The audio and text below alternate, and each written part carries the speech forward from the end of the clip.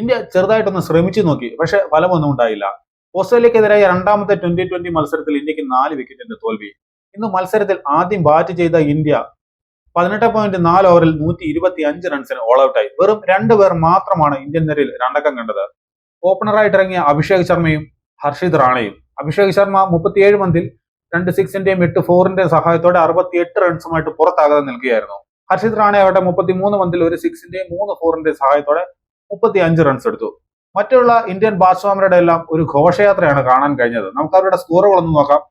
ശുഭ്മൻ ഗിൽ 5, സഞ്ജു സാംസൺ 2, സൂര്യകുമാർ യാദവ് 1, തിലക് വർമ്മ 0, അക്സർ പട്ടേൽ 7, ശിവം ദുബെ 4, കുൽദീപ് യാദവ് 0, വരുൺ ചക്രവർത്തി 0, ജസ്പ്രീത് ബുംറ 0.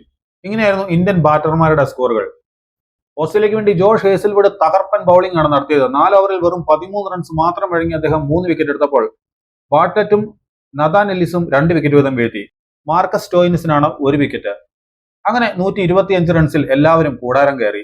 മറുപടി ബാറ്റിംഗിന് ഇറങ്ങിയ ഓസ്ട്രേലിയക്ക് തകർപ്പൻ തുടക്കമാണ് ലഭിച്ചത്. മിച്ചൽ മാർഷ് 26 പന്തിൽ 46 റൺസ് എടുത്തു. ട്രാവിസ് ഹെഡ് 15 പന്തിൽ 28 റൺസ് എടുത്തു.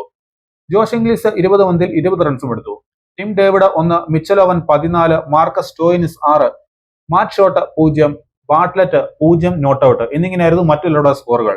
13.2 ഓവറിൽ 126 റൺസ് എടുത്ത് ഓസ്ട്രേലിയ മത്സരം അവസാനിപ്പിച്ചു. 6 വിക്കറ്റാണ് അവർക്ക് നഷ്ടമായത്.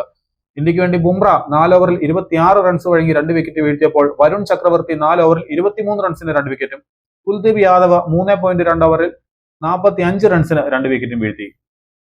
അങ്ങനെ 40 പന്തുകൾ ബാക്കി നിൽക്കെ ഓസ്ട്രേലിയ ഇന്ത്യയെ കീഴ്പ്പെടുത്തി സീരീസിൽ 1-0 മുന്നിലെത്തുകയും ചെയ്തു.